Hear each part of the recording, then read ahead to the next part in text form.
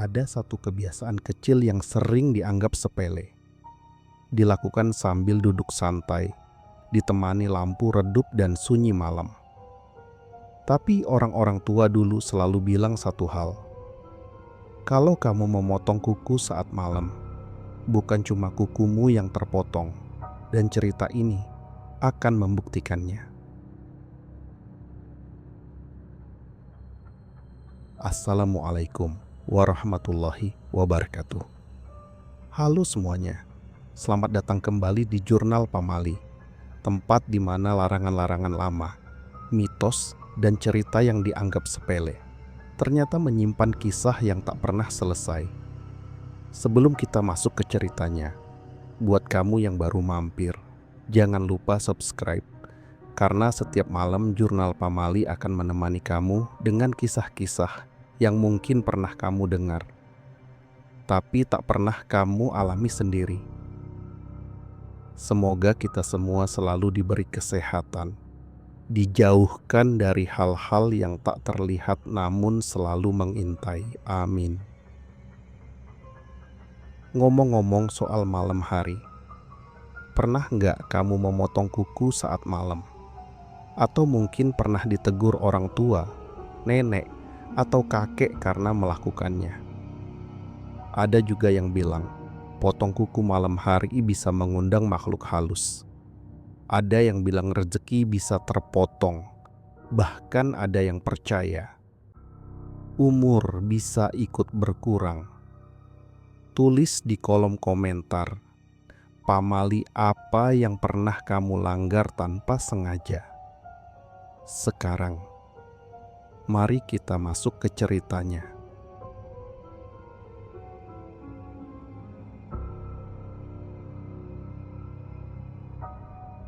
Cerita ini dimulai dari sebuah rumah tua di pinggir kampung, berdiri sendiri di antara pepohonan pisang dan kebun kosong. Cat dindingnya sudah mengelupas, gentengnya berlumut, dan setiap malam rumah itu seperti menelan cahaya. Di sanalah Arga tinggal sendirian sejak orang tuanya meninggal. Warga sekitar jarang melihat lampu rumah itu menyala lama setelah maghrib, seolah malam selalu membawa kesunyian yang terlalu berat untuk ditemani.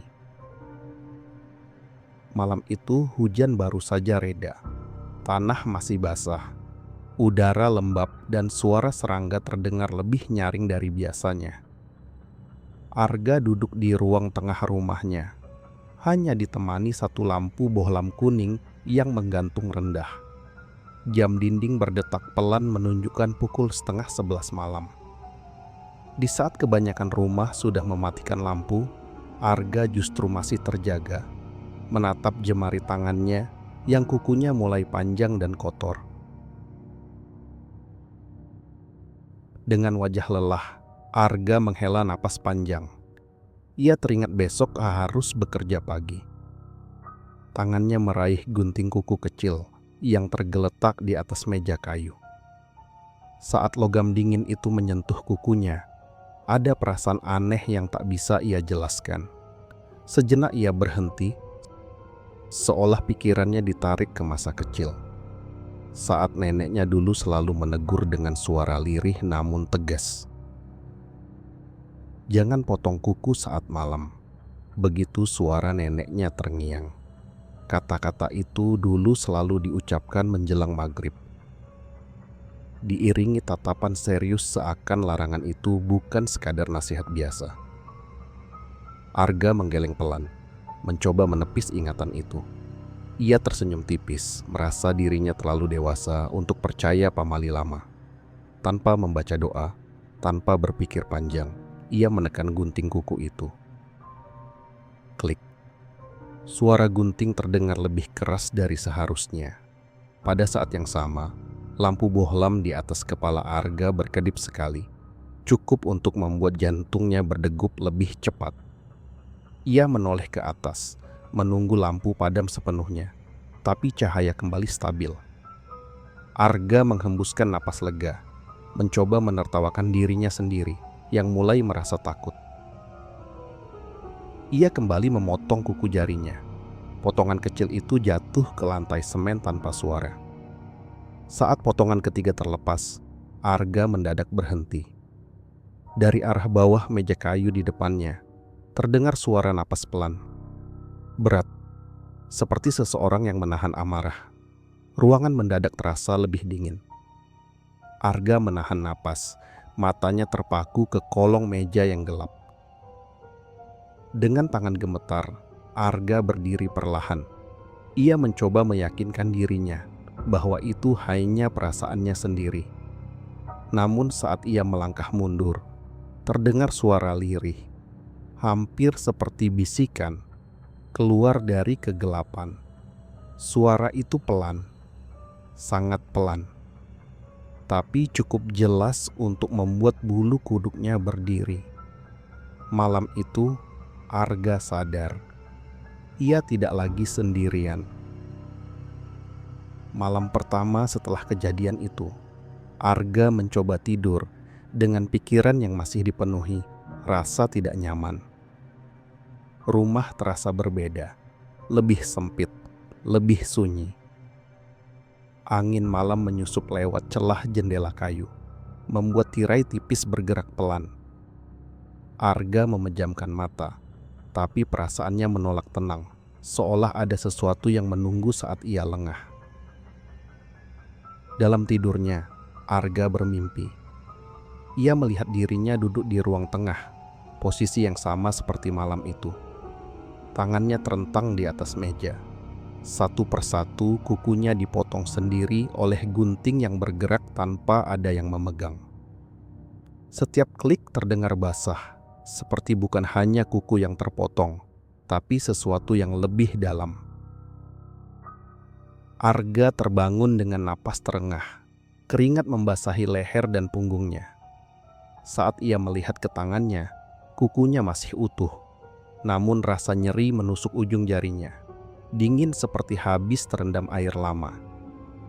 Ia mengusapnya pelan, mencoba menenangkan diri, menganggap semua itu hanya mimpi buruk biasa. Hari-hari berikutnya berjalan aneh. Setiap malam, mimpi itu datang kembali. Selalu sama, selalu tentang tangan, kuku, dan gunting yang memotong perlahan. Di siang hari, Arga mulai sering menjatuhkan barang. Jarinya terasa kaku dan nyeri. Tetangga yang menyapanya pun mengatakan wajah Arga tampak lebih pucat dari biasanya. Puncaknya terjadi pada malam ketiga. Arga terbangun bukan karena mimpi, melainkan suara klik, klik, klik yang nyata. Suara itu datang dari arah pintu kamarnya. Dengan jantung berdegup kencang, ia membuka mata perlahan. Di sana, berdiri sosok membungkuk, tubuhnya mirip manusia, namun gerakannya kaku dan tidak wajar. Saat sosok itu melangkah ke dalam cahaya, Arga membeku. Wajahnya adalah wajah Arga sendiri.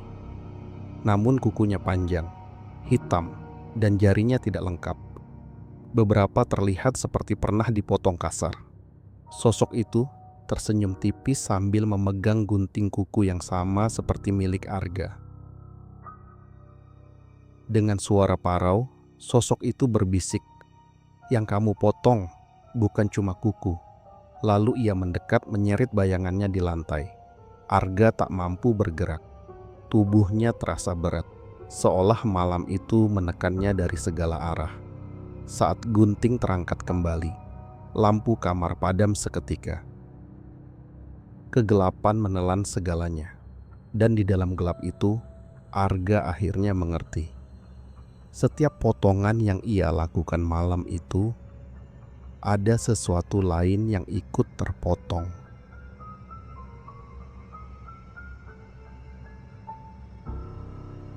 Pagi hari, matahari sudah naik, tapi rumah Arga tak menunjukkan tanda kehidupan. Tidak ada suara radio, tidak ada pintu dibuka. Tetangga mulai curiga ketika aroma lembab bercampur amis keluar dari jendela. Pintu rumah masih terkunci dari dalam, seolah pemiliknya tak pernah berniat pergi.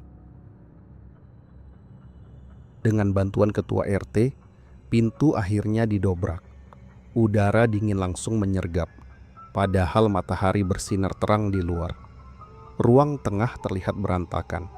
Di lantai semen, berserakan potongan kuku kering, jumlahnya tak masuk akal, seperti milik banyak tangan. Di sudut ruangan, Arga tergeletak tak bergerak. Tubuh Arga ditemukan utuh, tanpa luka terbuka. Namun saat tangannya diperiksa, semua orang terdiam. Kukunya hilang seluruhnya, bukan dipotong rapi, melainkan tercabut sampai ke akar, meninggalkan bekas kemerahan yang sudah menghitam. Wajah Arga tampak tenang, terlalu tenang untuk seseorang yang pergi dengan cara seperti itu. Kabar kematian Arga menyebar cepat. Orang-orang tua di kampung saling berbisik, mengingat kembali pamali lama yang mulai dilupakan generasi muda. Beberapa menyebut nama nenek Arga, mengingatkan bagaimana dulu ia sering melarang cucunya memotong kuku saat malam. Bukan dengan marah, tapi dengan wajah penuh ketakutan. Malam setelah pemakaman, rumah Arga dibiarkan kosong. Namun beberapa warga mengaku melihat lampu ruang tengah menyala sendiri. Dari dalam rumah terdengar suara klik, klik, seperti gunting kuku dipakai perlahan. Tak ada yang berani mendekat, tak ada yang berani memastikan. Sejak itu, tak seorang pun berani memotong kuku setelah matahari terbenam. Pamali itu kembali hidup, bukan sebagai mitos, tapi sebagai peringatan. Bukan karena takut pada cerita, melainkan karena apa yang terjadi saat seseorang mengabaikannya. Cerita ini diakhiri dengan satu pemahaman sederhana. Malam bukan hanya tentang gelap, tapi tentang batas. Dan ketika batas itu dilanggar, selalu ada yang menagih kembali. Sedikit demi sedikit, hingga tak tersisa apapun untuk dipertahankan. Pamali bukan sekadar larangan tanpa arti.